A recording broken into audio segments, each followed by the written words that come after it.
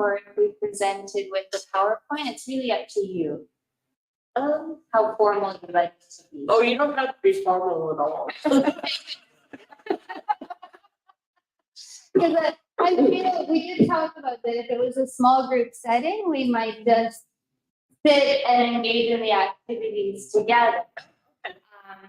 We have a group that may be viewing us online today, but they may not be viewing us online today.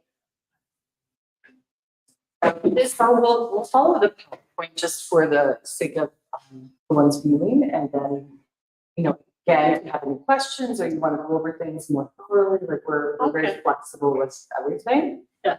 Yeah. Okay. Do you want to? Yeah. So first, if I can take a moment to start with my acknowledgement. We'd like to begin this financial literacy workshop by acknowledging that we are meeting on Aboriginal land that has been inhabited by Indigenous peoples from the beginning. As settlers, we're grateful for the opportunity to meet here, and we thank all the generations of people who have taken care of this land for thousands of years. Long before today, as we gather here, there have been Aboriginal peoples who have been the stewards of this place. In particular, we acknowledge the land on which we gather is the traditional territory of the Nipissing First Nation Anishinaabe. As settlers, this recognition of the contributions and historic importance of Indigenous peoples must also be clearly and overtly connected to our collective commitment to make the promise and the challenge of truth and reconciliation real in our communities. And in particular, to bring justice for murdered and missing Indigenous women and girls across our country. So thank you very much for allowing us this opportunity today to speak with you and to chat a bit about financial literacy. Financial literacy is something that impacts us all, collectively and individually. We gather our financial literacy from our past experiences, from what we know today and what we hope for the future. And speaking of futures, everyone's future has a story.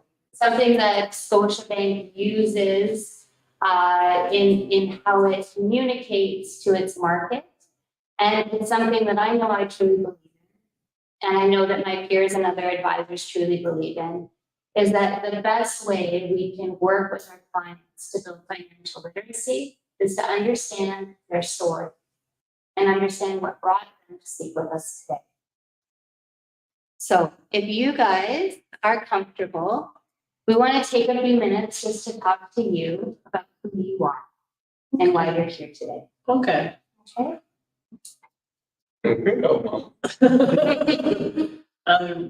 I'm deep fan. I'm hoping with money that we get from the RHT, have a down payment for a house. We just wanted to know a little bit more about that. Okay. Yeah. Yeah, plan on paying off debt as well. It's always, especially in society the way it is right now, it seems like we're all living with debt. So I totally relate. Yeah. How about yourself? Same, most of the same story. Because it takes both of us to be able to afford the house. And yeah, I'm young, always good to learn finances. Absolutely. Well, and I'll just take a moment. My name is Alicia. I work for Scotiabank, Fisher North Branch. One of the things I'm really grateful in my job is that when I was younger, I did not learn a lot of good, strong financial skills from my family. There are a lot of things that I feel like I started late and I wish I had learned earlier. So it feels like a really great privilege to share that information with people that I meet and to share it with my children, so that they can take those next steps in building stronger financial roots. I'm also at the Fisher North Branch. I can totally relate to Alicia. I remember when I started university. Oh my gosh, many you can relate to this. We're all over the but at that time, they just give you a package of like 5 credit cards. Here you go. And I'm like, oh, okay, great. So I used all the credit cards and I didn't know like how to pay them back or what to pay back or how they were used or didn't know anything until I started getting calls from collectors. And I was like, oh my, I'm gonna have to pay these back. So yeah, that was my financial literacy as well. It wasn't really taught at home. You just, learn to work, making mistakes is pretty much how I learned myself. And then I got into the financial services industry probably when I was around 21, 20 actually, and learned that way. Many courses and oh wow. So yeah, I teach my children not to listen. And it isn't doing very well. But yeah, so we're it's a pleasure to be here. I'll help you if you have any questions along the way today as well. So what do you use to budget? Or do you budget at all? Or Yeah, right. Monthly budget. do you do it on paper? On paper. Okay, so we have some great tools within our Scotiabank app for budgeting. I personally don't use it because I have my old system that I have to write everything down. So, but I wanted to go this little first little activity that we have, and it's called the color of money. So you can use a pen if you want, or you can just go through the questions and take out the statements that you agree with. Okay, so this is kind of just to tell us where we are. So yellow, there's no need to budget, either you have enough money or you don't. So if you feel like you resonate with this, like if this sounds like you, then put a little check mark, and if it doesn't, we're just gonna keep on going through the questions. Okay. Worrying about money never helps. I wish that was like that sometimes. Financial problems, someone will help. So you live from paycheck to paycheck and don't worry about it. And keeping track of everything you spend can drive you crazy. It's not that important to save a lot of money. Why make plans about money? Just wait and money problems either go away or take care of themselves. You feel like that? You get by without health insurance if you don't have a lot of money. Live with confidence in the future and the help of charging items now. And I'm not sure if that's the same, but basically use the credit card today, worry about it another day, basically. So any of these, did you resonate with any of these? No. No? Just the worrying about money problems. I know that there's been a lot of stress about that. Yeah. It builds up to a point and Yeah. you wanna always be calm about money. No matter the situation. We have that unexpected thing that comes up, and then I think that's natural. If you don't feel like you're probably a yellow person, right? So then we have green. So statements that you agree with, again, children should have the best education money can buy. Success is a fancy car and a good looking house. Buying brand names is very important. It's nice to buy friends, meals, or gifts. People shouldn't know if you have 2 pennies to pinch. I'd like to have nothing but the best. It's important to look successful. You should spend a little more time than you can afford to get ahead in life. A big income means you're successful. And cheap stuff isn't worth much. Any of these? Okay, which one? It's like to buy friends meals or gifts. The people should know if you have to pinch pennies. That's true. Absolutely. Those are, yeah, I just think that children should have a good education. that's Yeah. true. Yeah, but now again within your means, right? 'Cause Yeah. we're not gonna send them to the States to Princeton or anything. No. At least my kids aren't going there. So then we have orange. So we spend our money on what we care most about. There are a lot of things more important than money. Children should learn not to put a dollar amount on everything. It's nice to make gifts, even if you can't afford to buy them. Silly to try to keep up with what other people have. Money doesn't buy happiness. That I agree with for sure. A lot of money would be nice, but not necessary. Easy to have fun with simple things not connected to money. It doesn't make sense to want the best things just because they are the best. They choose a job which with less pay and short hours over long hours and high pay.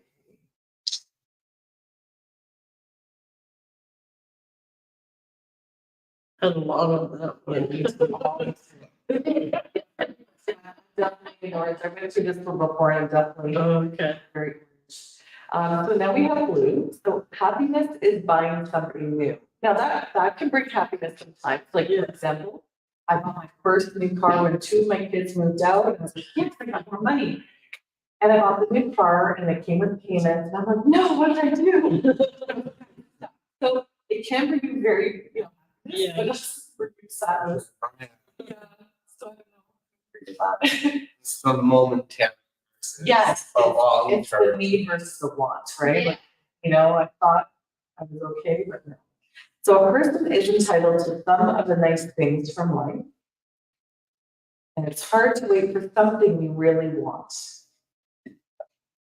Yeah. It's hard to wait, but you need to. How about this one? It would be easy to spend $5,000 in a few days. I think we could all do that. Yeah. I, No? Yeah. it took me 2 months to spend the grant. So that's good. So what purchases did you make with that? That were, It was over the course of the summer, so it was a lot of different small things mostly. Hanging out with friends, I was 18 at the time, so didn't have much in the way of things I needed to use the money for otherwise. right, Well, fun thing. he spent a lot on our dog who passed away. Yeah. We had to pay Most of those unexpected expenses. Yeah, quite a lot. Great. Oh, I know. I Yeah. truly, yeah. And then the last one here on this sheet is, credit is great. I've never had credit. Convenient. Walking through stores can be depressing. There's so much you want.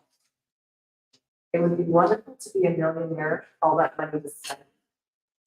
And no matter how much I have, I'm also, I can go into, let me go back. Walking through stores can be depressing. There's so much you want. And it would be wonderful to be a millionaire, all that money to spend. And no matter how much I want more.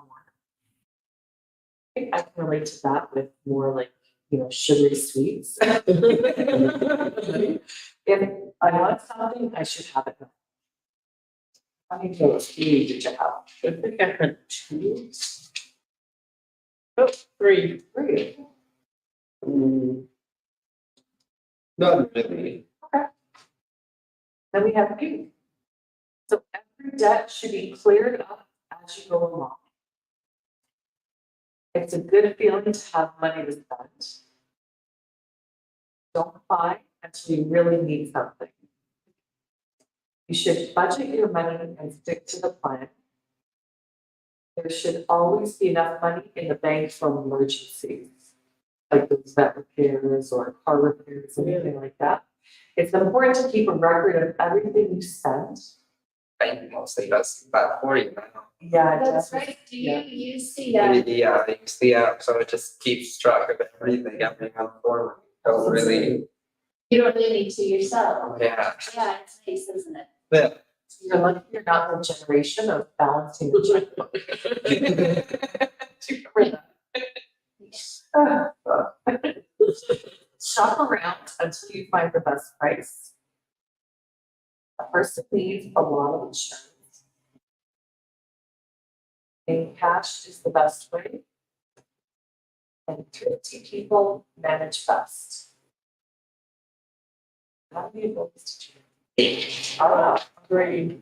So count them all up and then write and transfer all your colors, much more orange and pink. Oh, nice.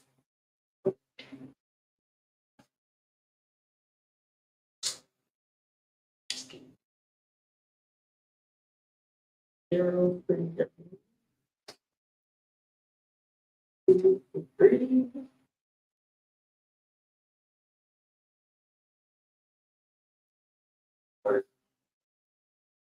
last two, I have 3 each. So it looks like you're, oh no, the orange is the most heavily weighted. Yeah. Yeah. And for you? Which one came up next? Orange and then pink. Orange and then pink.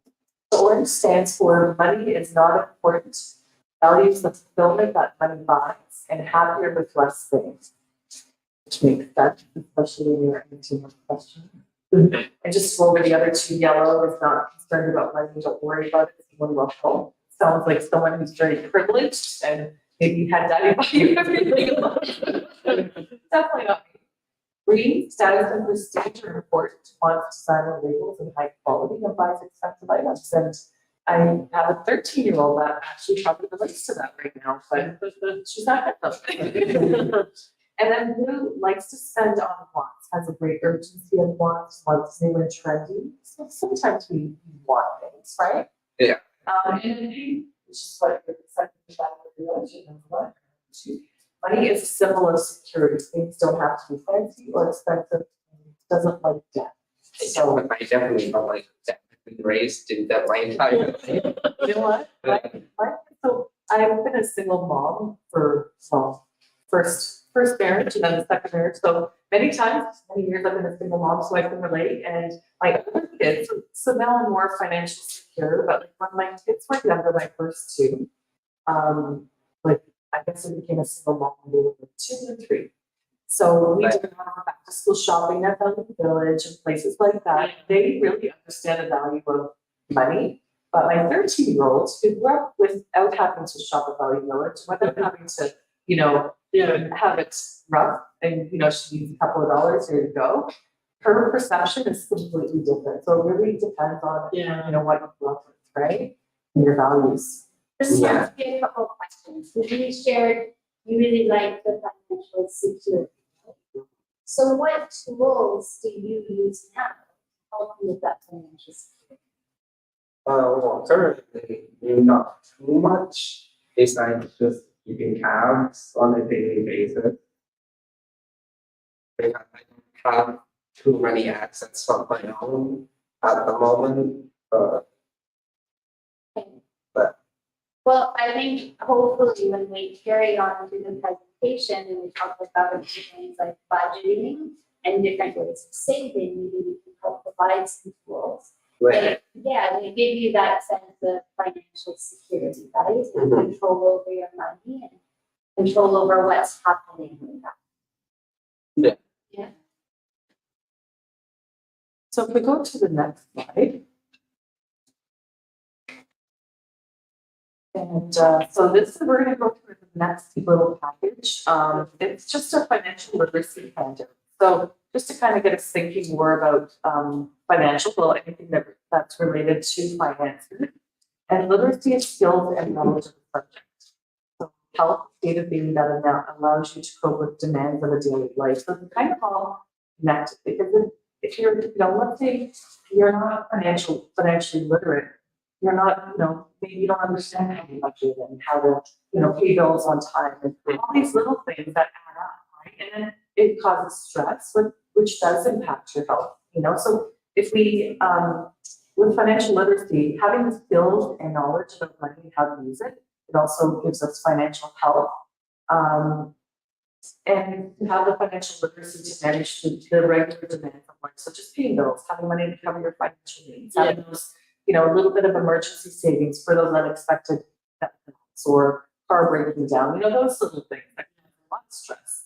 So if we go through the next handout, are you financially fit? I don't So this is just a little questionnaire, just to see if you are, financially fit. How do you feel that you're financially fit? So the first category, what are your top 2 financial goals?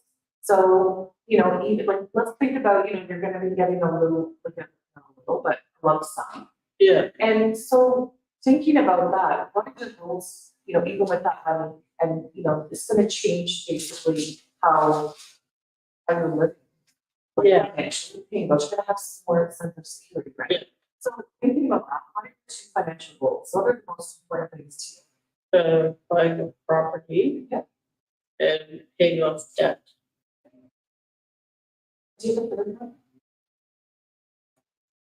Mine is buying a property and setting up savings. Yeah. Because I have 60 years to go. More than that, you're only 20. You're gonna live a lot longer now. So, Long time. Yeah. Generally. We go. so do you think saving for a comfortable retirement might be a third option? Are we thinking Yeah. that far ahead, or are we thinking more where you know? What would be your long goal? So that would be more.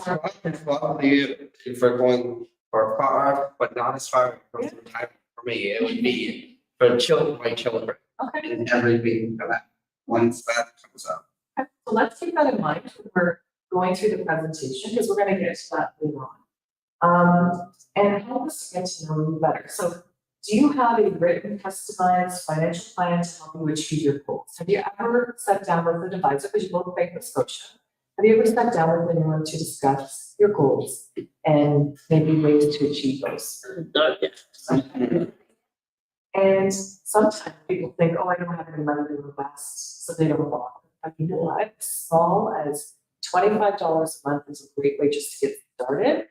But you know, like we're gonna talk about those types of things later. Do you invest or save regularly or automatically? Not yet. No? Do you understand the cost of your investment? Some investments, there's costs like management expense fees. Yeah. Yeah. Do you have emergency savings set aside? No. No. And with another important thing, and especially with coming into summer, do you have a current written will? No. So, No, I don't. so just to put it in perspective, as soon as I got divorced the second time, boom, the first thing I did is update my will, because you want, you know, if you have anything, right? A car or a house, or, Yeah. your bank account, or anything like that. You don't want the government to decide where your money is going. Oh, so you need this? Yeah. So I remember the box for rates. That's one thing you didn't bring. Okay, so you probably never thought of it. So you think about that. I don't know, will I? You know, it's funny, so I get it, but yeah, I did a will, like that was the first thing I did, just so that it's all settled and, sometimes with siblings, like we even had a discussion, because there's 3 kids that I have, and we had a discussion, I'm no, I don't want to talk about this, I'm like, we have to, because we need to know, if something were gonna happen, who's getting more on our house, gonna proceed, and, you're gonna sell my house, and you're gonna do this, and, just my last wishes, and, so it's kind of important, and taxation comes into it. It's legacy, right? When you leave for your kids when you have kids, right? Yeah. You have a baby? I know, you don't. See, the first thing I did, and the reason I did it was I was so scared that even if my ex could have any little thing on anything, he's not getting anything. Oh, it's something happens. Oh my gosh, it's so hard to draw on your things. Is that what you're gonna use? Yeah. Oh my gosh. I didn't want to bring photo paper. Oh. That's your Bronson. That's all I give out. It's for just the tail end of. Oh, okay. Yeah. I have allergies, so first it was really bad, and I started taking my allergy pills. Oh, Okay. So the last question that we get, are you taking advantage of government money you may be eligible for? Other people don't realize that there could be some, like for example, if you have a disability, there's disability tax credit. And then there's RDSP, which is a registered defined benefit plan, right? I believe is what it stands for, but it's money that the government gives you if you're eligible for the disability tax credit. Oh. So there's lots of. I don't think you're registered for that. So, but if you have a disability, yeah, so I mean, these are things that you could look into, right? But nobody knows unless, someone tells them, because they do not advertise that there's these programs, right? Yeah, and just to pause for a moment, you talked about one of your goals was saving for your children Yeah. someday. So we also, there's grants that you can take advantage of and registered education savings plans that the government will match up to a certain point. So there's a lot of different options and opportunities available to all of us that we can take advantage of through some of the registered plans that are available, some of the tax credits that are available. So it's always good to sort of check in and see what might be the best option for you. So if we add up all the points, where do you stand over this, We got all not yet. so I remember. we are just starting with category. Okay, Which is a great place to be. That's why we're here. 6.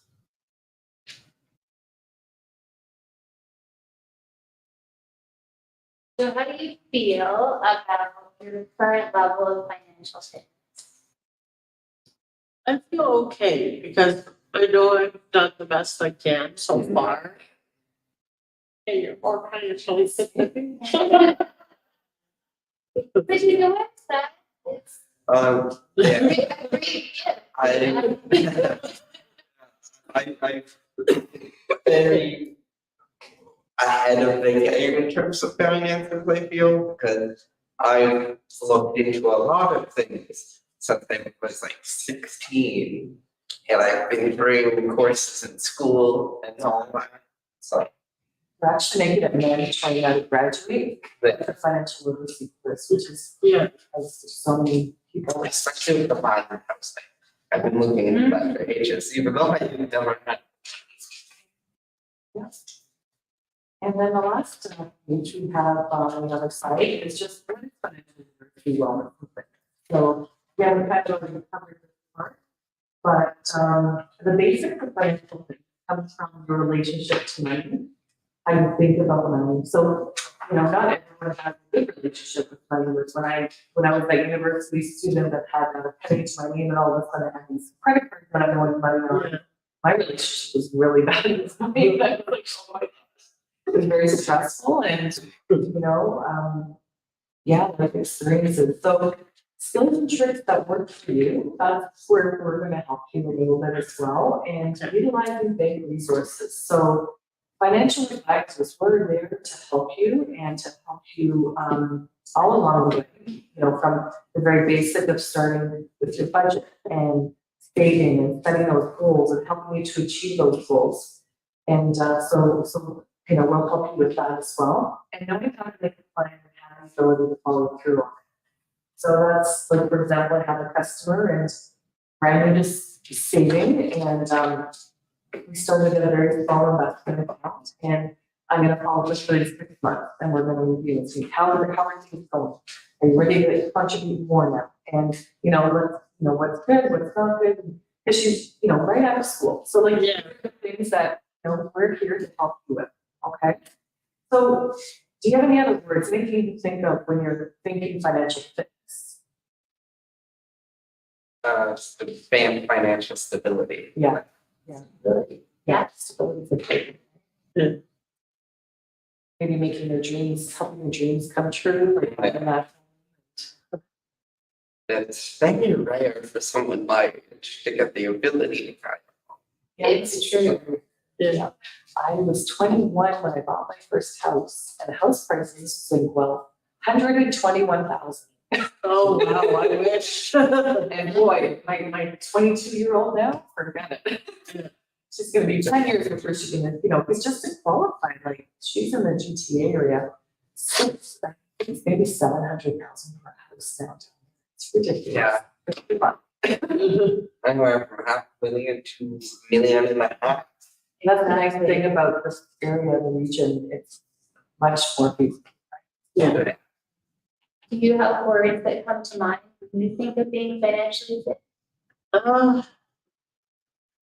I guess just not having to struggle anymore. Less stress, Yeah, stress. Right. maybe better sleep, right? Oh, Do you lose, sometimes I'll lose sleep. not. Not really. be more, yeah. Right, but to not have to worry, not have to wonder. Yeah, That is a really strong aspect of financial fitness. And there's a lot of research that would suggest that our financial fitness overlaps our personal health, our physical health, and our mental well-being, right? Yeah. So financial fitness can be a good starting point to help those other pieces fall into place so that we can feel comfortable and secure. I guess, oh, do you have me to do? schedule already. How do you see this part? Pretty good. You good? And if you have any questions, like you want to delve with anything, just stop us. Okay. You can veer off anywhere you want. And some of this, we kind of are going into it quite a bit because as I mentioned before, financial health, financial well-being translates into all aspects of our lives. It translates into how we perceive ourselves, how we perceive the world around us. It translates into what we eat, how we live. Yeah. Right? It has a lot of impacts that we feel and that we think about. One thing I always tie money to, because I've always been very free-spirited, is freedom itself. Like the ability to go places and do things. Because I always wanted to travel, but we've never had money to do anything like that. Furthest I've been is Toronto. When you travel, you were given the option. If you had Way too many resources, places.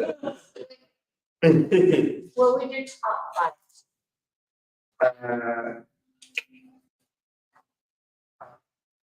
First thing, where some of my friends live, but Salt Lake City mostly, and then Tokyo. Always wanted to be there, biggest city in the world, Okay. lots of things to do. Rome, Athens, and Istanbul for the history, because that's the Roman Empire. That's the Byzantines. All of early history is there. Yes. Well, it sounds like you have a strong interest in history. Yeah. For sure. And those are one of these places that mean something to you for one reason or another. It allows you access to your friends, to people that you want to see. It allows you access to places in the world that you feel connection to. It allows you access to places in the world that you've learned something about. And Right. you want to have a greater depth of understanding too. Yeah. And it's always wonderful to have those dreams, and those opportunities. Yeah. For what? Okay. Right? It's for something bigger and different from just our day-to-day lives, right? Right. So if you were to use one word, what word would you use to describe your relationship with money? Something difficult. Difficult? Oh, well, then. Difficult question. Well, take a moment to think about it. I would say, You would say difficult. Yes. Okay. Yeah. Victoria, for you, one word For for me, well, because it's part of my life now, I would say freedom, because it's, financial literacy, the more I learned about finances and how money works and investments and all of that, it's given me financial freedom where, I won't say I don't have to work as hard, but I'm not as stressed and it's just a more sense of peace. So, but I mean, there's always those emergencies that come up and right, so freedom. freedom. So I guess I have much more of a transactional view on money, because money is time, money can get you anything that you need. I have very value view of money, I feel. Okay, I like that word transactional. And I can relate to the word difficult. Because when I was younger, my relationship, I would say, with money was difficult. Yeah. I had a lot to learn. And I had a lot of experiences from my family that I brought into my own life that made my relationship with money difficult. Yeah. But as Victoria said, now that I've had the opportunity to learn so much and incorporate it into my life, I do feel a greater sense of freedom. Yeah. Right? But- What? I'm just responding. Yeah, especially having money, I was just gonna say having money and just knowing, little things like investing it or, to make it last longer. Yeah. Right? So that gives me the sense of freedom, just having it work for me. Yeah, Even simple things like bank fees, like there's so many different ways to, lower bank fees or, Yeah. not pay them at all. I'm not very Are you going to school? I really, Okay, yes, absolutely. I have the account from last year because I didn't go to school, but it worked out in the last year, but I do plan to go back to school, so. Gonna do that. Yeah. Interior design is time. Maybe something else. Yeah. That's Tracy. At least should acknowledge that. I've always thought about it, but it doesn't seem like it's a career path. That's more of a personal interest. Right. I'm a history teacher or something like that. Yeah. So that's a whole nother. Yeah, I know exactly. So if you were to describe financial security in one, what would you use to describe that? In one word? I feel like it was You know what? I would love to hear the sentence. just being able to pay all the bills in full on time and have money left over for food and bills, like Absolutely. hydro, And healthy food. gas, yeah. Wouldn't it be nice just to go buy cheese, like specialty cheese? That was when I was a single mom. Yeah. It was such a struggle because you're buying on a budget and it's so hard to find healthy food. For me, it's definitely free. Right now it's already priced down, but forget the organics, Definitely not. And do you have one word that financial security looks like to you?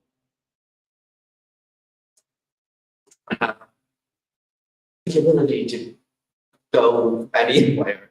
Like I said, money for me is very much the ability to have everything there. I don't have to stress about it that much, and I can go places without worrying about home, basically. Is that Happiness, joy? enjoyment. Yes. And for you, what does it feel like to know that each month all of your bills That would be relief. are paid? Yeah. Absolutely. Yeah. So through our conversation, is it giving you guys a bit of a sense of how impactful money is? Yeah, I'm very passionate about how much money impacts my life, so it's everyone around me in society overall. Yeah. I know.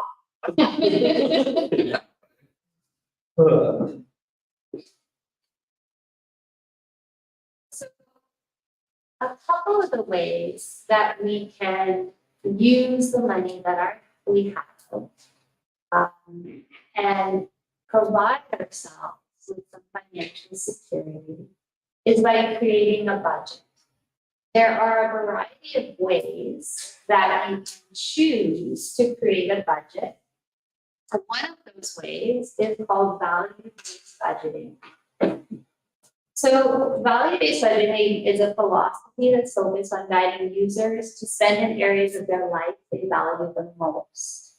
it's more about how money makes you feel than a really hard line, income and expenses, dry, categorized budget. Okay? And it doesn't mean you can't use many different kinds of budgets to identify how you spend your money and what you want to do with it. But value-based budgeting is something that we would consider it as a guide, not as a tool. It focuses on looking at what you have and deciding how to use it to get the things most important to you. We have another little worksheet here to go through, and it relates to value-based budgeting. And there's some statements. There's money value statement, and there's a list of values. Okay. Okay, so if you guys can take a moment, and I can read through the values, the money value statements if you'd like. Or you can read through them yourself. What's your preference? We'll read through the result. Yeah. So pick 5 that most resonate with what you feel about life. Okay. Okay?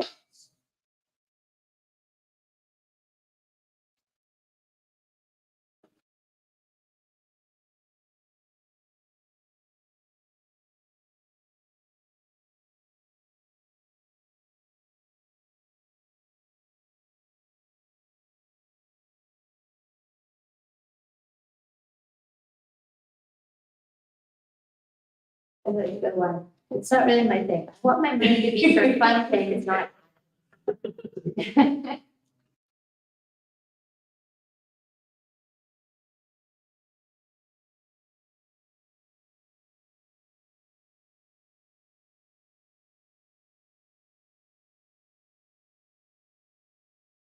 And if you want to pick more than 5, feel free to pick more than 5. We'll go into the thinking of this is a diagram of.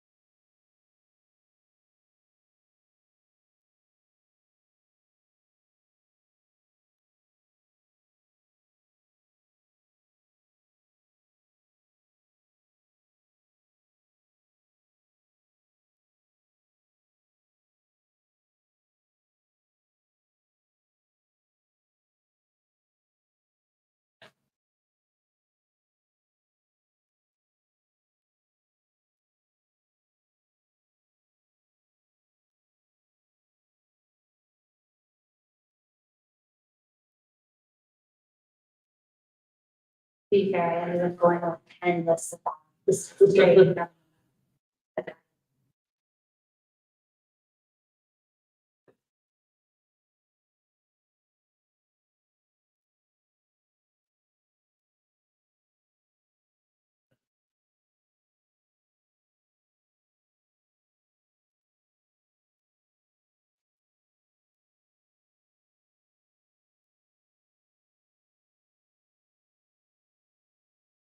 Do 10.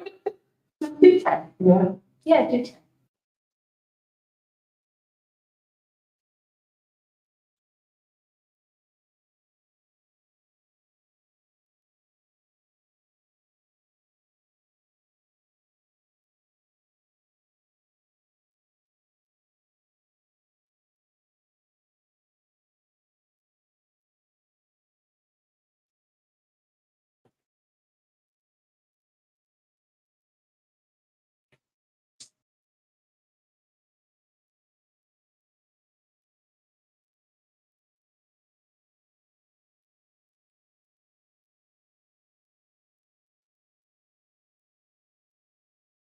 Okay. It's okay if I step out. Yeah, absolutely. Okay. Why don't we just take like how long do you need? It takes about 6 minutes. Why don't we just take a 10-minute break? Okay. And then when you come back, we can revisit the worksheet, okay? Okay, thank you. And Yes. I recommend- What's your favorite? Okay. See, I love strawberries, but I find that they're not as tasty anymore. So now it's kind of going towards, but right now cherries are in, so. Is it curious? Yeah, well, they're in US cherries. Not Canadian cherries, yeah, but. Yeah, they're. I don't think we have. Oh, no forks in the box? Oh. You got it, I think I have the forks, so.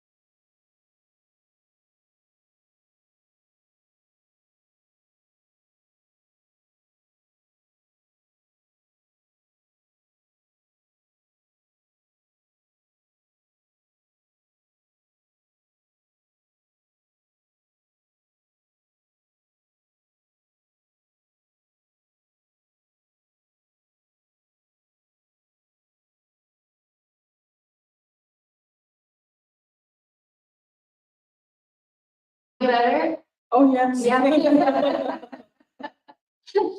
It's a pretty exact time frame that you gave us for. 6 minutes. Awesome. Well, did you guys want to spend a little bit more time? Or did you want to continue on? You can snap all We can continue. the time. Okay, awesome. So if you take a look at your money value statements and you take a look at your list of values, do you feel that those two parts of your life are aligned? Think so? Yeah, for the most part, Yeah? I do have a bit of confliction with the freedom of wanting to travel plus the stationary position here. Because, if I was elected, then I'd be here for the next 3 years guaranteed, because that's how long the term is. So, that's not, but I can I can pretty evenly, reconcile that. It's not too big a deal.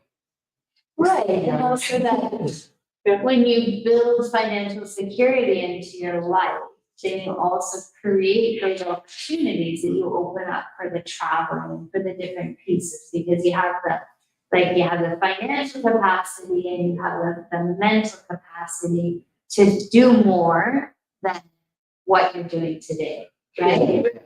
So that's, sometimes it feels like it's a bit conflicting, but maybe it's just like one thing needs to get put in place and then the next things Yeah.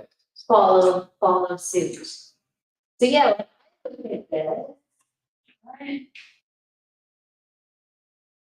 I realize that a lot of my money value statements revolve around just having structure and I'm not worried about, oh, Excuse are me, you okay? went down the wrong way.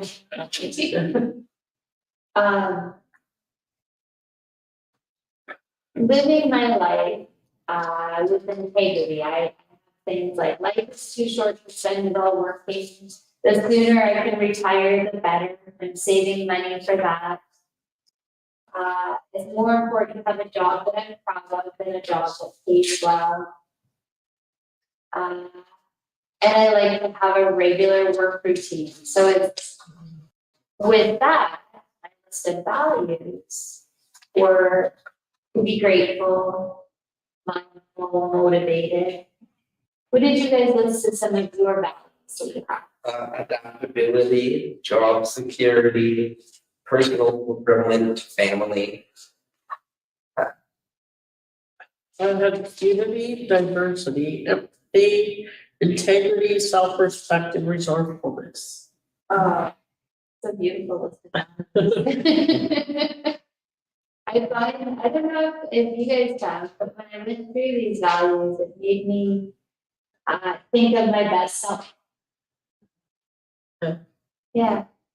And, we're talking about, again, financial health today, and I truly believe that having sound financial health allows us the opportunity to live our best life, right?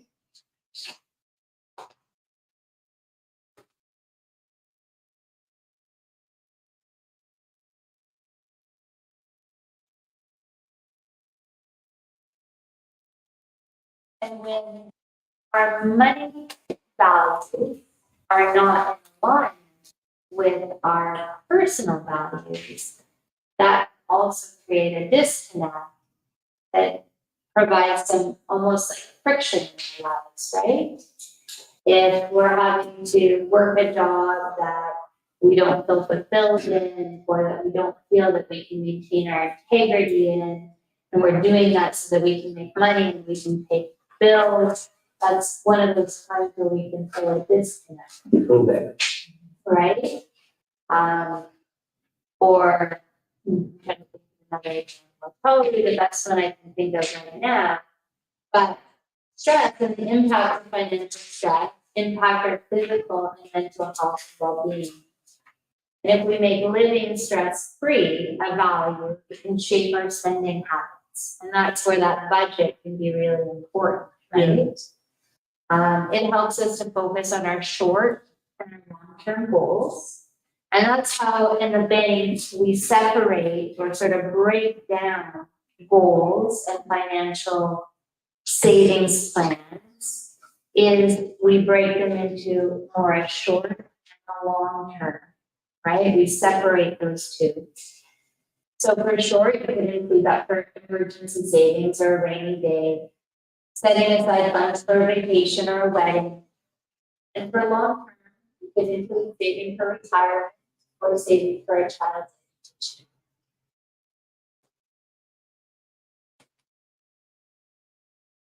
I'm gonna hand it over to Victoria. Yes, the other. On slide 12. We're, that's. Okay, you want to talk about that and all This activity? Yeah. Okay, so basically the next sheet there, what are your values, what values are you living? So just to kind of tighten in the value-based budget. Just from that. What would you do if you had the bonus and the inheritance and the? Oh, That's where we're at. That one. Oh,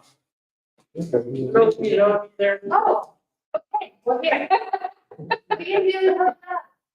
So this is why it's something that we can think about today. And I'm sure it's something that you've given some thought in the last little while. These little sons are touching, right? Yeah.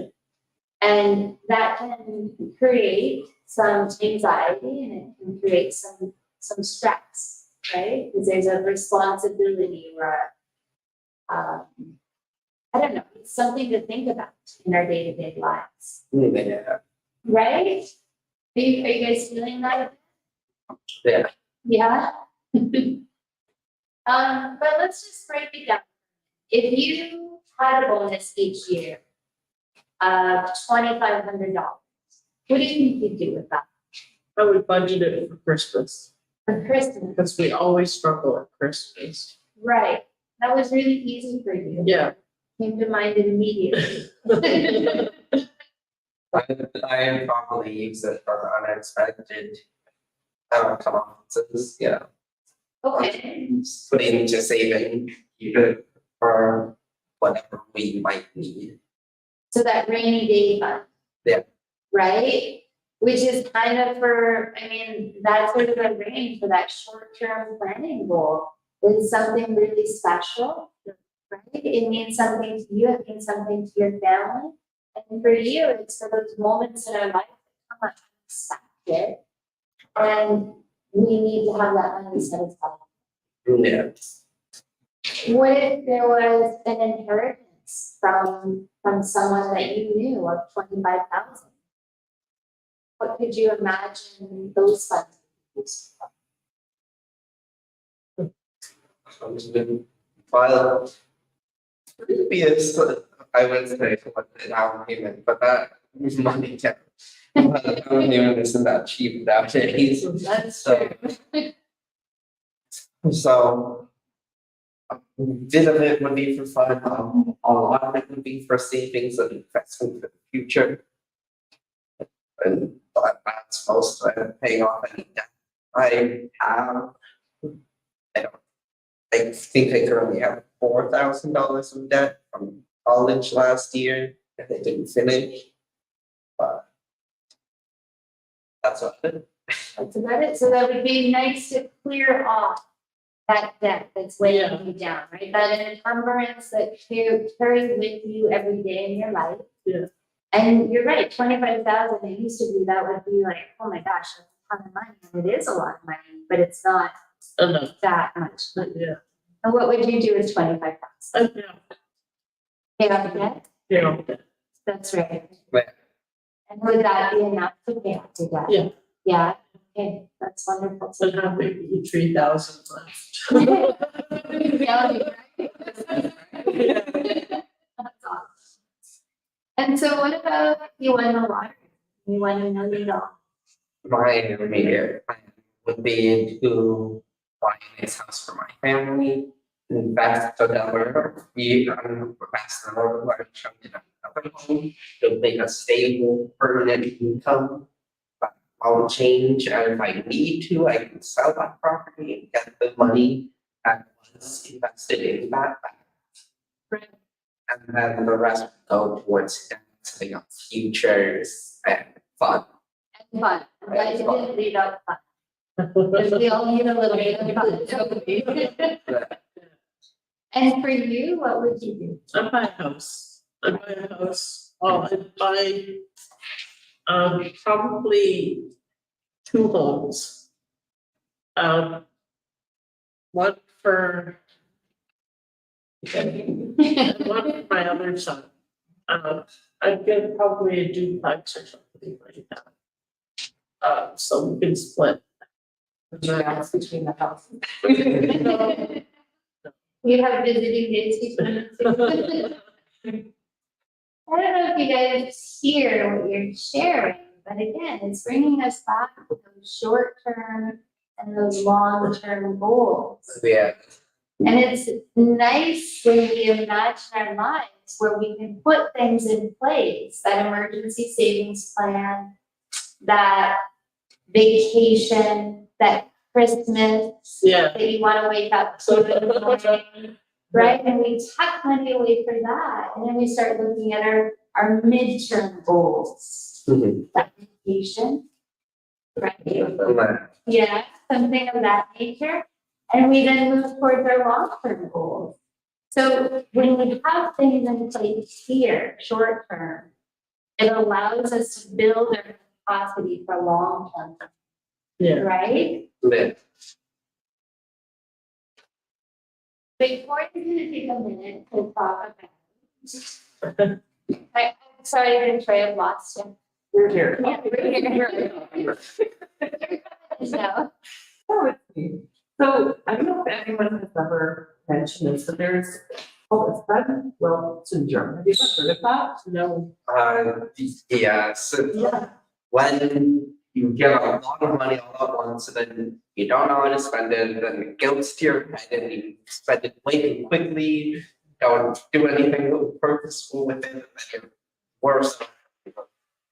Can be, yeah, there's some positive and negative, stories and experiences that have come through, the situation. So yeah, it's called sudden wealth syndrome. So a report by the Aboriginal Healing Foundation on the impact of compensation payments for residential school survivors, their families and communities found both positive and negative stories and experiences. So coming into a large sum of money can be really stressful and sometimes can even be traumatizing, particularly when the money you receive is compensation for harms or discrimination experience. So, so it could be the word I'm looking for, but the positive, but it's also, it stirs up all the feelings. Yeah. So, while many survivors turn compensation payments into a positive financial opportunity, others experience increasing problems to be drug or alcohol abuse, pressure from family, for money.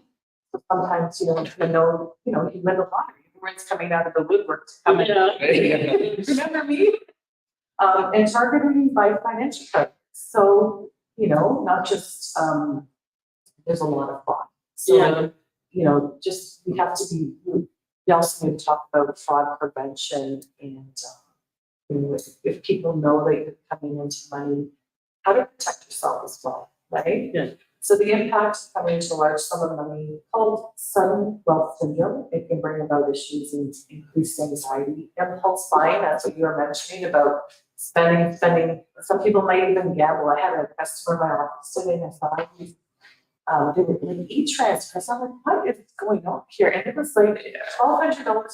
She goes, oh, it's online casino. And I'm like, oh my God, that's a thing. And it was like $1,200 a month. And I said, oh, I don't see any winnings. Do you just spend? And it was like $20 a day. Actually, some days it was 20, 30, 40, 20. And I said, just win? And she goes, oh yeah, I won $380 last month. But I saw how much I do the casino and 20, and I'm like, oh, stressing me out. I can't even do 20. But some people love it, right? Yeah. But so like this, we have money. Sometimes it can slip just as fast as it can, right? There. So we have feelings of isolation, moodiness, money-related thoughts or fixations, guilt that makes it hard to make decisions and undermines pleasure. So, you know, like you mentioned, there could be a lot of impulse buying. You know, so basically, financial literacy training is the key to support financial decisions of lump sum payments. So basically, like we mentioned again, you know, yes, it's okay. You want to set a little bit off the front, maybe for, you know, with the financial goals. There. But make our money work for us, right? So how are we going to do that? So the next sheet is a self-reflection activity. So you can just, you know, talk it out. What are your reasons for buying the last item of clothing you purchased or last thing purchased that you made? What was Wow. your, The last specific clothing I purchased was this, and it's actually for the election. okay, To look nicer, yeah, be more professional. Yeah. But so you have like positive feelings with it, right? And it makes you feel good. When you wear it, you feel confident, probably, right? You look at it. I really like it. Where did you even get that shirt? The Funny Village. I almost exclusively buy clothing. I love it. Have you gone to Toulouse? Yeah. I don't know. I don't know if they overpriced compared to Yeah, it's fitness with both, right? The- Like, the that's cheap- your brand is there. Yeah, the cheapest things I can find at Valley Village are around like $6 at least. The cheapest thing I found there, well, I was there for about 2 hours. I thought the cheapest thing I found was 9, significantly more. Yeah, so that's the only brand names my daughter's got is Super Valley Village. I have American Eagle shorts. She doesn't do that. So what about yourself? Have you purchased anything? I keep shopping for myself, but I don't know. Yeah, the last thing I did receive was my shoes, Ah, and they were a Christmas gift, okay. and I needed them, From Salt Lake. yes. For my son. And how about when what was the last time you bought something out of your own money for yourself? Oh, I can't even, Many. And then you're always putting your kids first, probably. yeah, Food necessities. yeah, So then, yeah, it's really, you know, I know as mothers, we tend to do that. Yeah. I own stuff like I done for my daughter for her clothes, and I'm like, oh, I think I've had this shirt for 5 years now. So I guess your question about how do you feel about purchasing things, how do you feel? Do you feel guilt when you bought something for yourself? not really guilt. Yeah. It's more of, I can put it off till later, next time. It's just like a self-sacrifice. Yeah, I keep putting it off. Yeah. Yeah. Yes. And what are some factors that influence your money decision? So internal, external, anything that, like shopping at Value Village, you're probably more prone to buy things because you're getting a discount. Yeah. Yeah. I like going to Giant Tiger. So I tell you, yeah, because you get good value, right? Yeah. Right. And so in internal feelings that you might have, the internal factors influencing your money decisions. So again, like internally, probably you don't want to spend, right? Yeah, You might have bills to pay.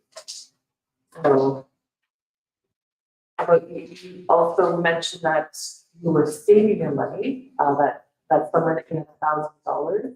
Oh, yeah. So you were saving that money, you only spent little bits here and there, so you didn't make any big purchases, but No, yeah, no big purchases, but a lot of small things that add up in the over time. yeah, for sure. So factors affect money decisions. So there's many different factors. They can come from different sources like peers, family, social media, commercials. So, like friends and peers, are we keeping up with the Joneses? Do you feel peer pressure? No. I don't know. I don't either. Although I have a friend and she has to have everything brand new. Yeah. Everything has to be brand new, and then she likes to tell you about it, but and how much you paid for it, and I'm like, okay. No, I know, and I. All those work. Yeah. Exactly, so she's not purposely talking to the wrong person. But what about customs, traditions, habits? So the same style of clothes that you have always tended to wear in the past, custom, like any traditional wear, like any money, do you have to spend money for specific clothing? I mean, I would like to in the future, but I made this, so I didn't have to spend any money. Oh, so you make your own clothes too? So this I made in last year of high school. Oh, wow.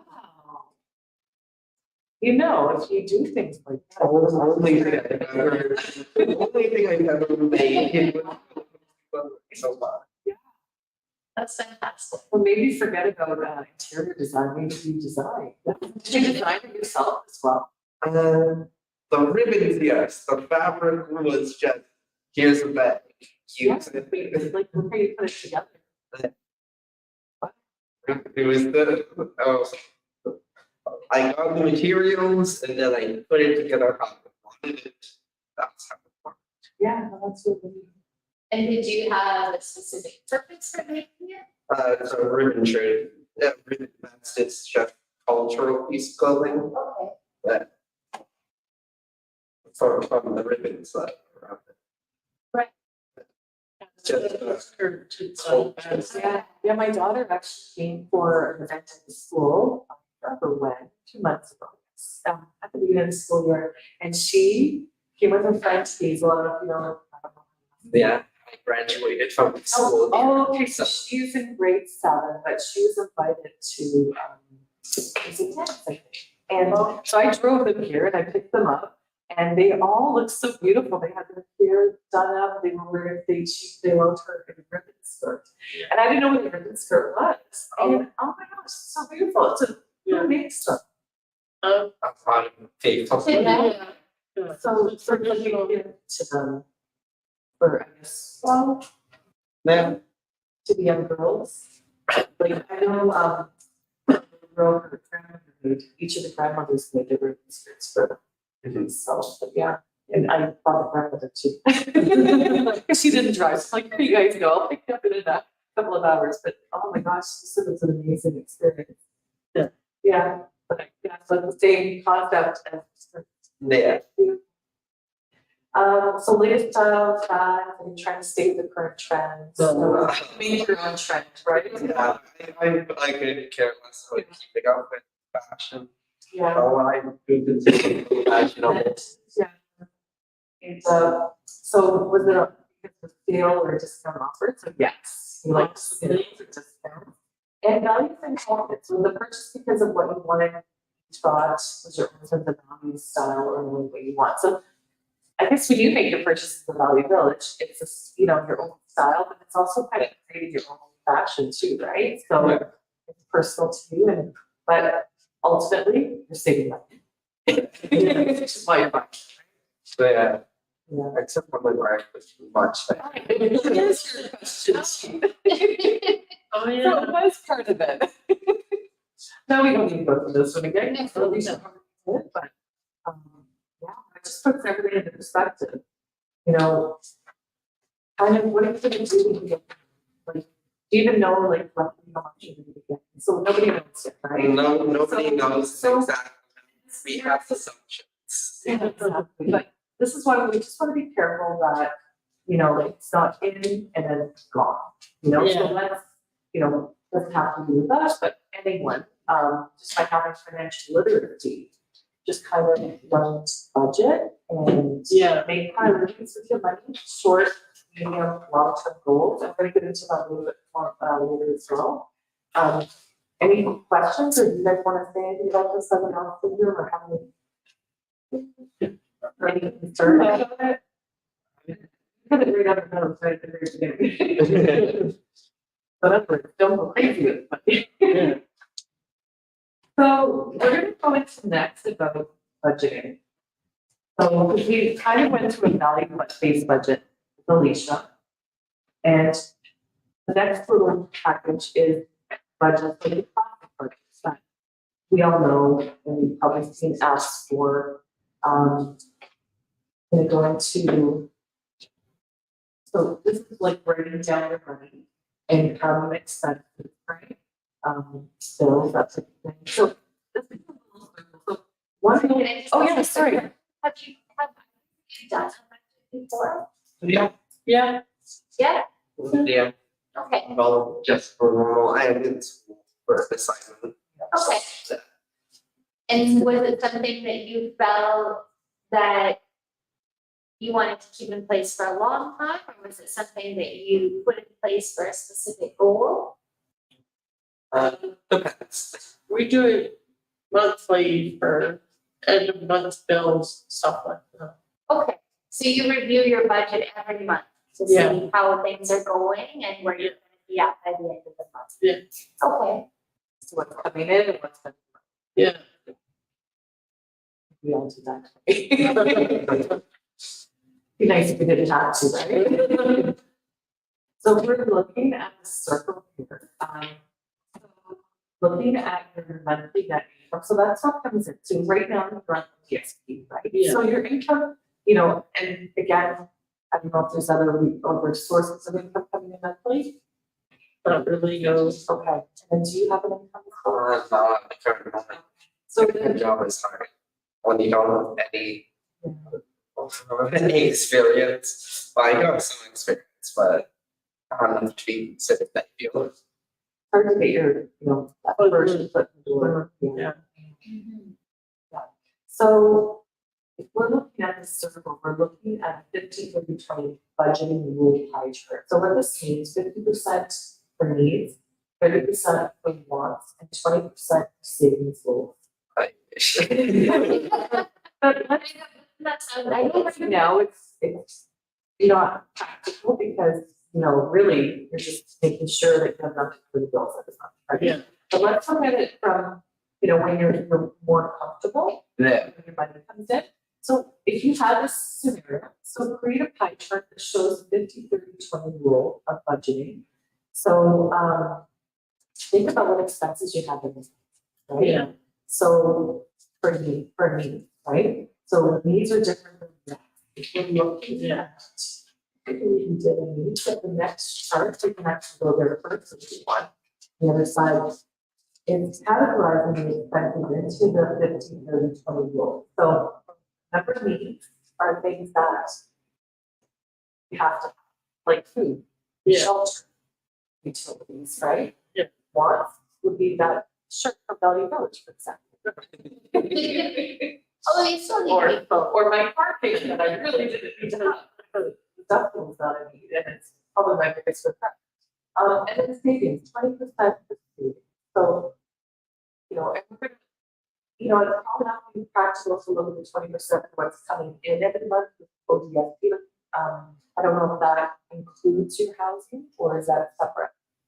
Oh, it includes, Okay. So how much are you left at the end of the month after you pay for your house? oh, about half. So do you want to break it down into dollar figures and you can kind of do that? Since it's just us, right? Yeah, and there's a budgeting or an expenses worksheet in there that we don't need to go into the detail this evening, but it is a pretty comprehensive list of items that we all may have to pay for in our lives, on whether it's a monthly basis, a semi-annually basis, an annual basis. So creating a budget, it's good to be as comprehensive as we can. It also helps remind you of the little things that you might not think of. Like, dental or vision, pet, Yeah. Yeah, do you have a pet now? Yeah, you have a dog in his hat. that was about half of the $5,000 I spent on. I think you're getting a new one, getting a new dog. Dachshund, Oh, is there, sausage dog. yeah, there's a whole dog. Yeah. Oh, and you know what? My neighbor had, she had two, but they're prone to mouth issues. Yeah, they are. I didn't remember Yeah, that. we have to worry about that, he's about 10 years. Yeah, she had spelled it right for him because put into series or something. I Yeah, got instructed. okay, we like small. Yeah. Maltese farm terrier, and then dachshunds. You know, I had a Bichon before, and she was very bratty. Yeah. She got mad at me, she would look at me and pee on the spot. And now I have my I wanted the German Shepherd, I'm like, oh, no, they're not very cute. And you know what? I love them. I would never change everything. But those wiener dogs are really cute. Yeah, they're brats. Do you have the clothes for them? Oh, no, we tried dressing him in a Christmas sweater and he just laid in a fetal position. Oh my gosh. I took it off. That's what you little spoiled. You can design clothes for your dog. That's cute, that's a great thing.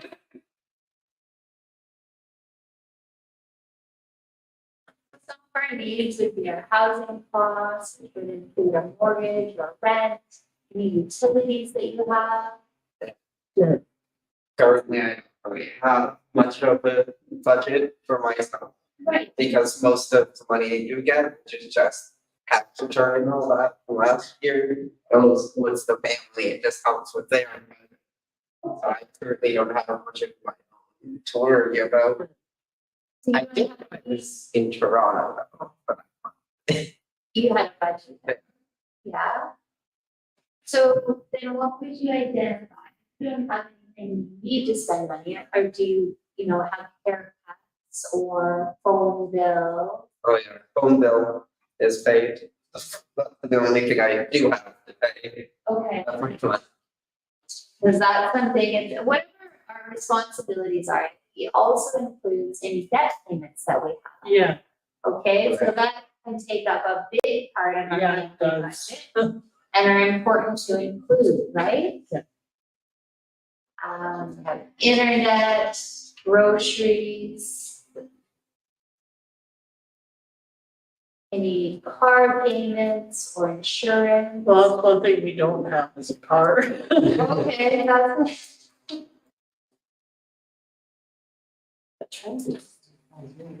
Yeah, And then what about needs, or, sorry, wants? If you don't have anything that you need to pay for, what are some of the things that you want to pay for? oh, probably just, well, we're currently at home, what's the new furniture? New furniture? Yeah, bed's getting old and a bit lumpy. Yeah, couches in really bad shape. And all of that is very expensive. Actually, a lot right now.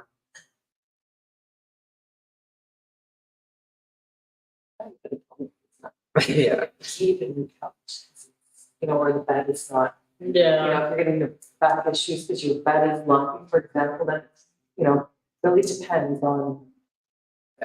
and it'll become a need eventually, but for now it's a want. For now, you can manage, right? And it's, we But, talked about that earlier, right? It's that immediate gratification versus that deferred gratification. I can't do the numbers. Too much fun. You got- You gotta think. Yeah. It's always a calculator. Yeah, you can do it. I'm gonna sneak out again. Okay, We'll be back. yes, take your 10 minutes.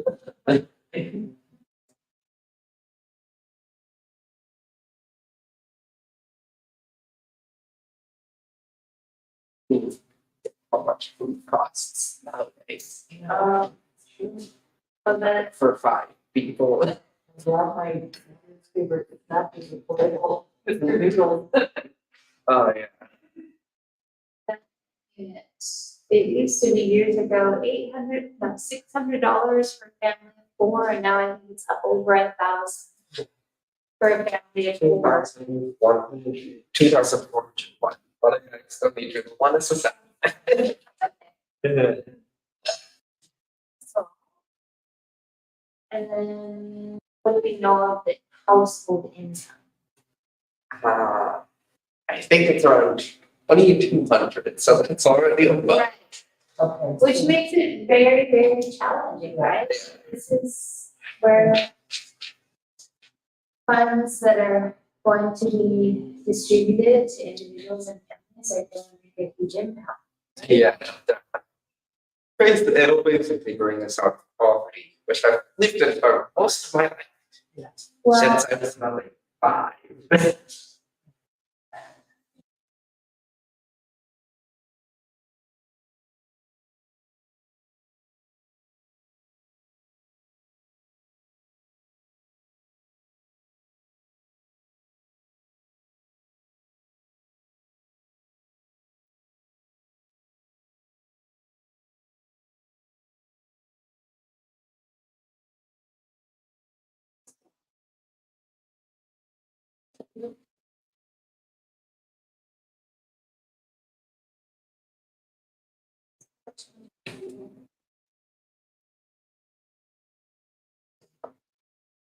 great. About the different stuff. Using.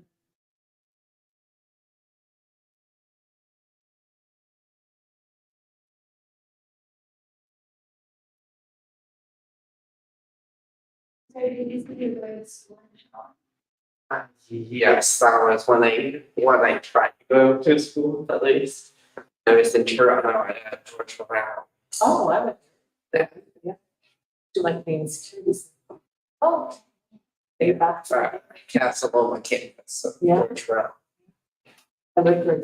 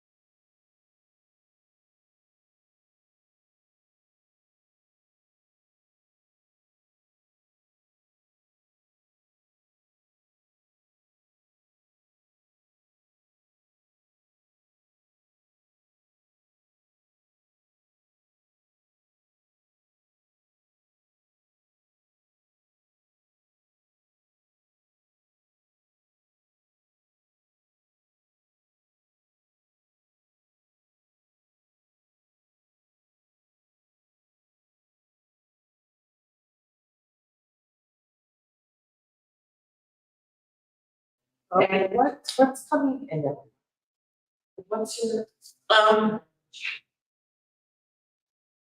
For your house.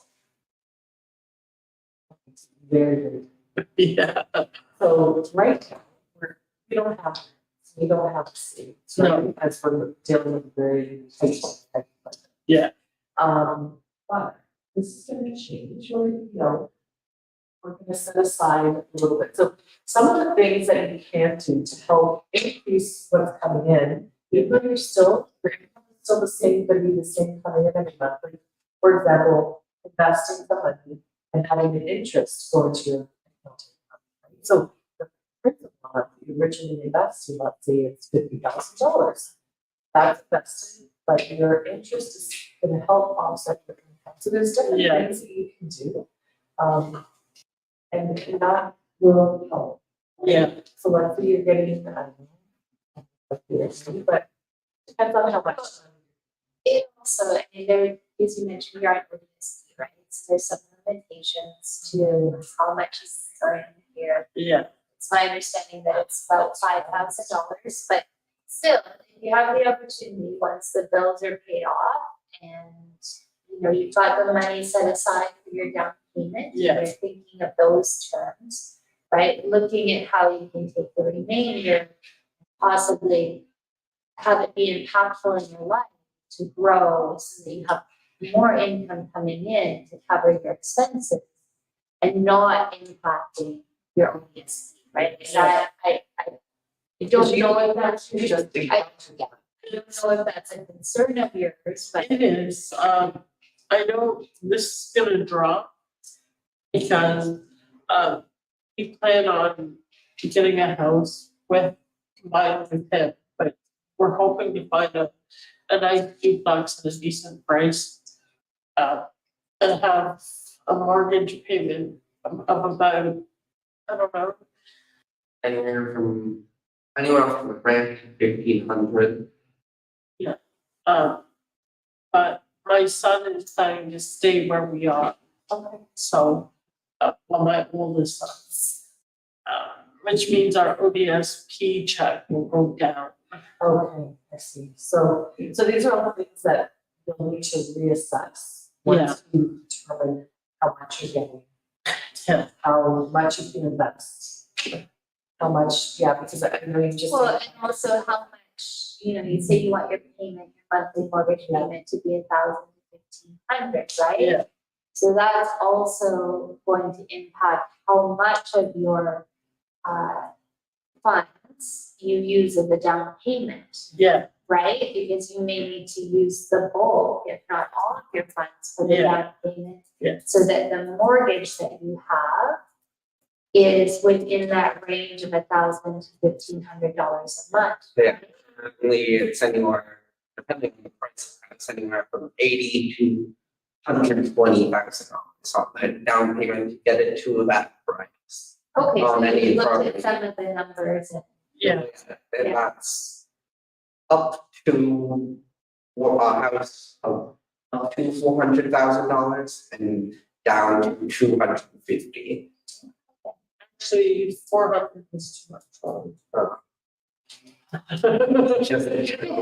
Just for a mortgage payment of 1,000 to 1,500, yeah, the 400,000. Now, as a purchase price, and then with the lump sum down payments on that, but it's definitely something that you can come into the bank and look at those numbers. And there's tools at Scotiabank.com that it's like a mortgage calculator, what can I afford? Yeah, Have you tried that before? no, my husband has. Okay.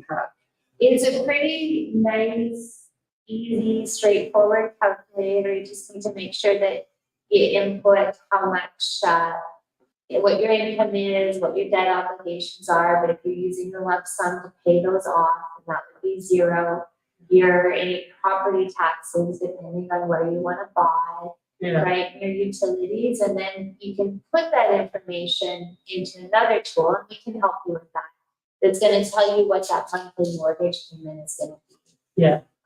Cause it sounds like that's a really top of your priorities, right? Like Yeah. that's number one. yeah, So that And would be then also you have to see what your household income is to qualify for the mortgage. Yeah. So maybe doing a pre-approval at the very beginning before you start house hunting and just to kind of see how much you qualify for. Yeah. And how much you're down. Well, that was one of the questions we did have, eh, Roland? That was one of the questions we did have. Yeah.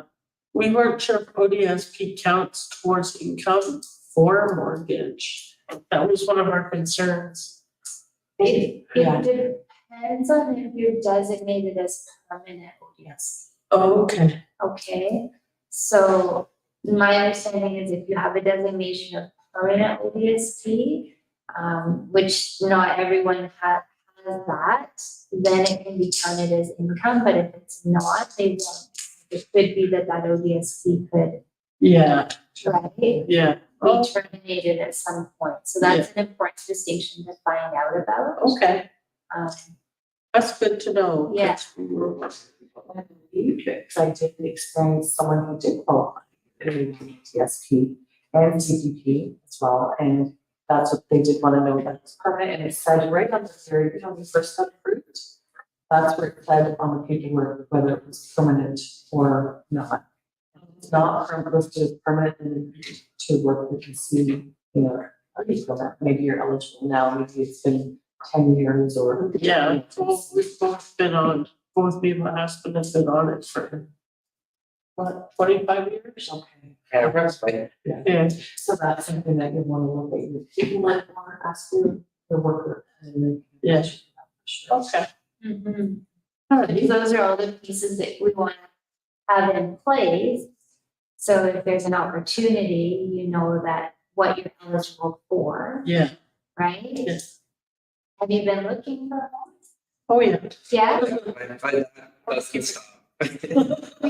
Well, you know, it's kind of, I don't know how much, I don't even know how much money's coming in, maybe you buy one, if you're both getting money, right? Yeah. Maybe there's enough for, you know, there's alternatives like a mobile on a piece of Oh, land or something, like, you know, there's lots of different alternatives too. Now that the housing is very, you know, restricted too, you're allowed to have, you know, a couple of different units on a property and, you know, so you just have to see where you're looking and Yeah. what the restrictions are for that. Yeah. And then your budget's gonna change with that, Exactly. Yeah, right? yeah, But you have an asset behind you. Yeah. It's gonna also increase over value over time. Yeah. That you would then have the opportunity to, you know, give to a family member, which is a pretty tremendous opportunity. So I think how do you feel about your budget so far? Not great, but it could be worse.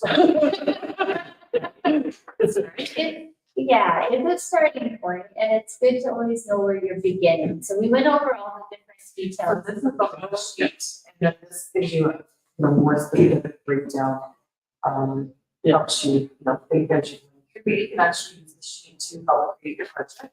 And again, on our app, both at the budget, the budgeting app. Budget advice, I believe, is the budgeting app. In our website as well. Yeah, lots of tools online. So I think that we did a pretty good job today of defining your goals. Would you guys agree? Yeah. Yeah. And how to prioritize your goals. We've talked about where your money comes from and where it goes. And working towards building a plan to have successful financial futures, right? Yeah, right? Yeah. So you just have to work with you or, you know, work with someone to help, guide, you know, so Yeah. like the tools we should mention, the mortgage planner, mortgage calculator, I think it was, but Yeah, on our website, there's so many tools available. There's actually a category called tools. And there's, different to be. Yeah. So when we're looking at the short-term goals, we talked about short and long-term goals before. So emergency savings, we usually say 3 to 6 months of your budget, just Yeah. for those unexpected, you know, car repairs, pet, you know, vet bills, know, when you own a home. My furnace decided to go. Yeah. And, you know, like I needed an air conditioner, that was 5,000, like these little Yeah. things that are unexpected. So this is where the emergency savings comes in. Other short-term savings might be a vacation or saving for a vehicle, buying a used vehicle if you're, Yeah. it was more of a long term, because it's not 7 years early. But if you look at that, and we look at your budget that we went through just a moment ago, it's no small amount of money, because we're looking at is about 2,500, Yeah. right? So, you know, at 2 months, that's $5,000 Yeah. to set aside and going up from there, but it's part of when you look at these funds that you're gonna get, something that you may wanna consider, because that short-term planning, that tucking aside your emergency savings is what allows you to have a buffer for the other things in your life. Because if you're using that bubble of savings, right, or that basket of savings, it means that you don't have to use debt, Yeah. right? 'Cause that is a tool. It's something, it's almost a necessity now, whether we like it or not. It's so easy to get caught up. Yeah. And you're in that cycle of paying the minimum payments, right? Yeah. And then, Yeah. like, yeah, Yeah, so if we can work towards that goal with part of the lump sum to set aside an emergency savings, it's gonna protect the other goals that you have in your life, Yeah. right? It's gonna protect that Christmas money that you wanna save once a year, right? That Yeah. you're gonna have, so you don't have to worry or feel stress or anxiety about that very important goal. Well, your emergency savings is a big part of that. Yeah. The other part of that, if we go one step back, is what I like to call your zero balance, okay? Okay. That's everybody, it's in your checking account. So your checking account is your day-to-day account that you use for everything you're working with on Yeah. a day-to-day basis, right? Yeah. Okay, so if you were to consider, what is your zero balance in your checking account? Where is it that you don't like to go below? And I say this, I talked to a client last week, and she said, well, my zero balance is overdraft. Yeah. Right? Because basically, and she came in and she was stressed and she wanted support in how to make this plan work for her. Yeah. Because she was always in overdraft. And Yeah. it caused her a lot of Anxiety. anxiety, Yeah. right? So it's for some people, out of necessity, it's being in overdraft. For some people, it's maybe $100. For some people, it's 1,000. For some people, it's 100,000. Yeah. Which is a bit of a ridiculous statement, I know. But that's what made one of my clients feel safe, Yeah. right? So we first look at, what is your zero balance in your checking account? What's that amount of money that you don't like to drop below? Yeah. That's your first buffer. Yeah. The second is your emergency savings. Yeah. What is 3 to 6 months of your budget set aside to save for your longer term planning goals? Yeah. Okay? And some of the longer term planning goals that we have are saving for a home. Yeah. Our home is one of the biggest assets we will ever own in our life. It's no small feat to save a down payment for a home. Yeah. That is a long-term savings goal, right? Yeah. And it also helps to create asset generation, because it also creates a legacy of what we can pass on to our children. Yeah. Right? Education. You talk about education. Do you have kids now? No. No, but I'm about 10 years old. okay, 10 years out. So saving for your child's education, that's a huge goal. That's a 20-year plan, Yeah. right? And there are different ways that we can save for our children's education that's going to benefit them and make it easier for them and make it easier for us when they go off to school. Because believe you me, I have 2 sons in university right now, and they're working hard. We also want to save for our retirement as a long-term savings goal. Right? Not having to work. Not having to work and not having, what does your retirement look like? What do you need to have set aside so that you can live in your retirement easily? And those are important things to look at for our long-term goals. And the last one, not the last one, but the last one I have on the list is legacy planning. Again, these lump sums have that opportunity. Yeah, We build generational wealth through assets, right? So whether that asset is a savings RESP, or it's an RRSP, or a tax-free savings account, or whether it's a home, yeah, right? Those are pieces of our life, of our financial plan that we can give to our next generation. Yeah.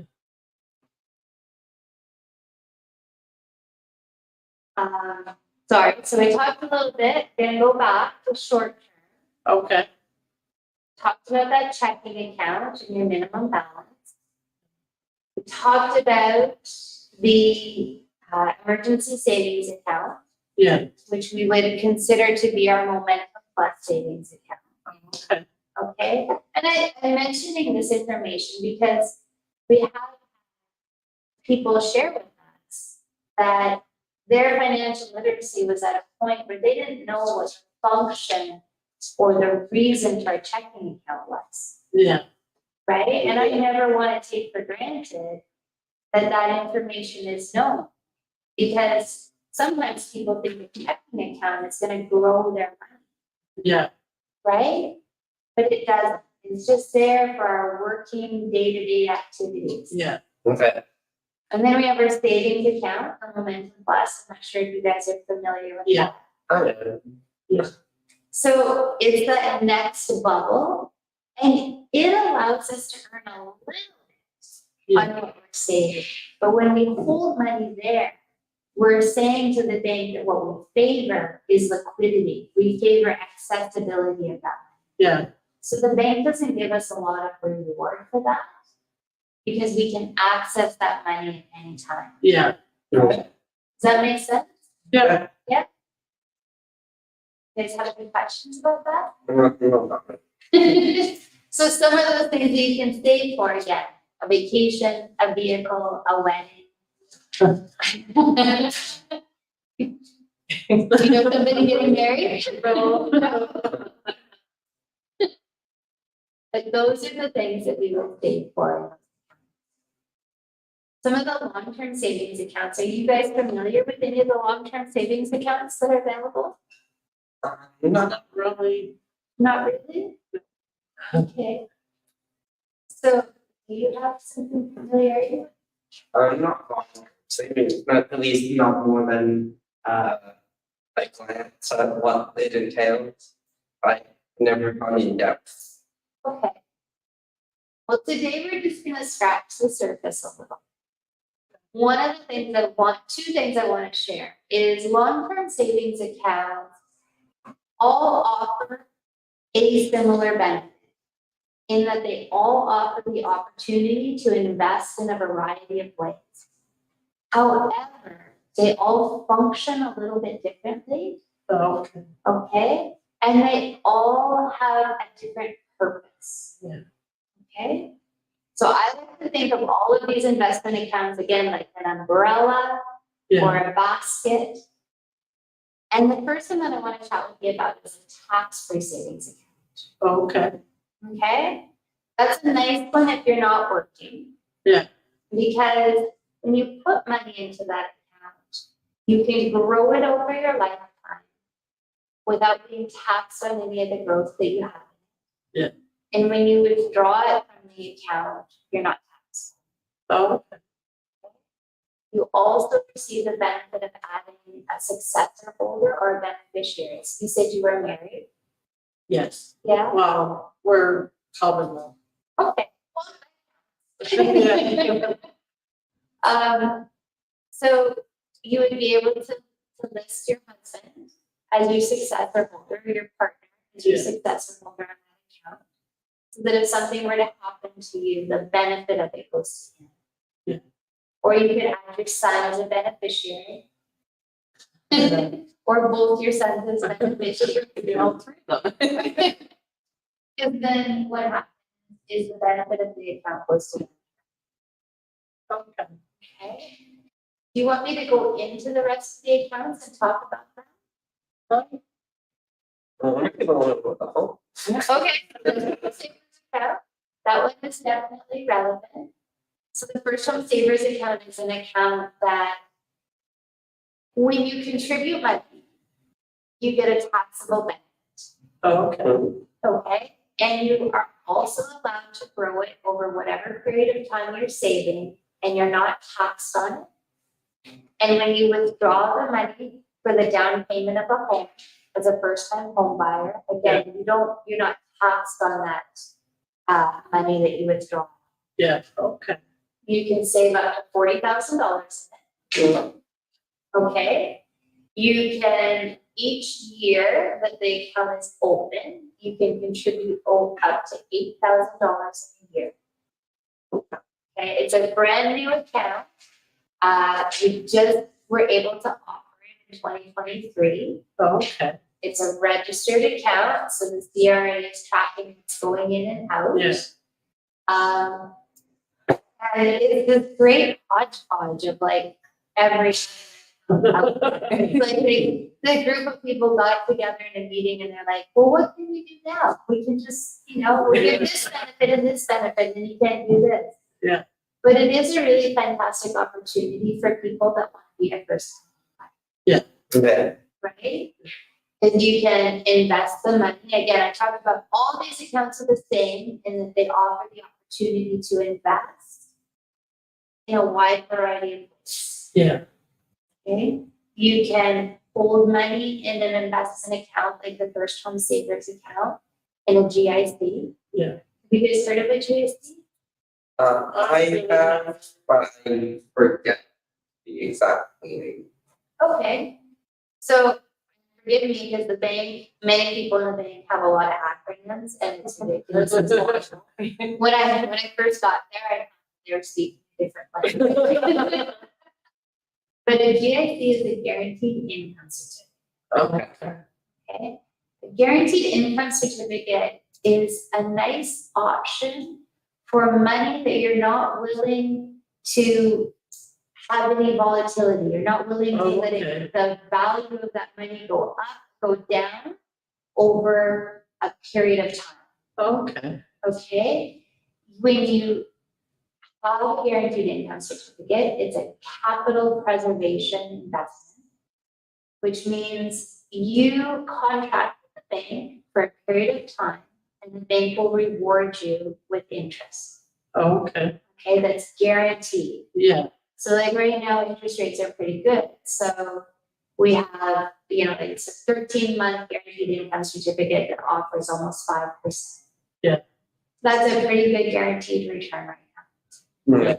And often with, say for a first home, right, your timeline is short and that money is really important. So you want to ensure 100% guarantee that it's going to be there at the end. Yeah. Right? Because you don't want to risk the possibility of losing any money. Yeah. If you need to take it out. Yeah. When the market is down. Yeah. That's a whole point. But yeah, so there's all these different accounts. They're all investment accounts. They all offer different features and benefits, and they're all meant for long-term savings. Yeah. So what do you guys, what did you feel was most helpful about it? Pretty much all of it. Very good. I like the mortgage information because that's what we're interested in right now. And the budgeting, like how to work with budget. Right. Because, well, that's what I do That's what I'm in charge of at home, is the budget. So, Okay. So you'll have a lot more to work with. Might be more difficult, actually. What about you? Uh, Generally, all of it fairly useful for the future, savings, all of that, but I have to look forward to. And currently, I just don't have much financials of my own, well, but I will in the upcoming year or two. Yeah. You're still. Well, You're doing, you're on the right path, right? and was there anything that you feel that you could put into your daily practice? And I think that what you shared about your budget is something that you could use in your yeah, going forward. Yeah. It sounds like you work really hard to maintain your budget. Have a good day. So I hope that when these funds come in, it makes it easier for you. yeah, it's just, Yeah. Is there something that you're excited about using in the future? I don't know. Maybe the first home savers account? Yeah. With the money coming in, I don't know how much. I would be able to use it because we're gonna be doing that pretty immediate, like. Yeah, that's your very first priority. yeah, yes. Well, I just want to say thank you. Well, thank you. Very much. Into this evening and taking your valuable time to spend with us. So it's really nice to meet you. It's nice to meet you too. Very much. So you have Alicia's card on the inside. Yeah. Let's see. And I have some cards too, but I mean, you're welcome to book if you have any more questions, just because you're already Bank of Scotia. Okay. Yeah. And if you want to go over any tools or anything, well. Did your dad have any questions? Just points. One of them being a tax receivings account is a really good way to go. If you're making, if your income is zero tax free, then the tax receivings account is the way to go because of the registered retirement plan. You'll be taxed on that in the long run. The other thing is, the First Nation does guarantee mortgages, so I know that that's one of the things that you guys are considering if you maybe buying a house, or maybe look into maybe if you're interested in building, that's going to be another route to look into if you're interested. So it would be on reserve and all that stuff. Yeah. Thirdly, if you live on reserve, you can invest in banks that are on First Nations. And that all that investment income that you may also be tax free. So there's just different things to maybe consider. I know we have Scotiabank down at Rama. Oh, There's a okay. Scotiabank right. So I'm not sure, the other banks, I know. Yeah, so there are other banks that do know that there's some Yeah. like requirements, you have to live on reserve and all that kind of stuff. Yeah. But Definitely. it's definitely something to consider so that, Yeah. avoid that taxation, really tax it zero. Exactly. Right. So the name of the game is to not pay the government any more money. They take enough. So with the tax return as well, we kind of touched on it. We just have to be careful. That's the ODSP, so there's. Right. Yeah, we have to be careful. I was, yeah. They told me, I don't know if they have any more information about it. Yeah. I don't know about ODST, I'm not super familiar. What I can say is that the RHT supplement won't affect. I know that on ODSP and ODSP. Oh, I wonder about the investment income. Because I have clients who have lump sum in residential school payments, and so I know that the lump sum didn't impact their ODSP, but it still had limitations on how much income. Correct, and I think that's the same.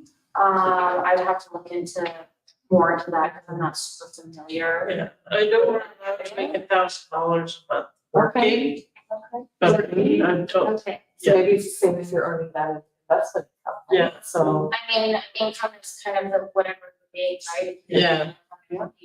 So yeah, that's the question to ask the worker, like how much am I allowed to earn a month without affecting or lowering your OTSP? Yeah.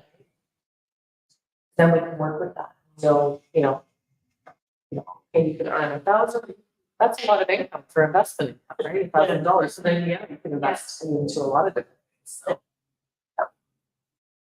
And I think you mentioned 5,000 was the That's what I was told, and I was sold with that. Oh, okay. per year ago. Yeah, it's pretty good investment, right? So, I think the current cap for tax for savings account is 95K. 95. Maybe not for you, you're 20, but. Yeah, it's, so lifetime contribution limit is 95,000, start contributing in 2009. Yeah. But when you're 18 is when you can start contributing, so you have to work backwards on funding your, for yourself. Yeah. Great, well, thank you so much for. Thank you. Sharing, it's great. If you have any questions,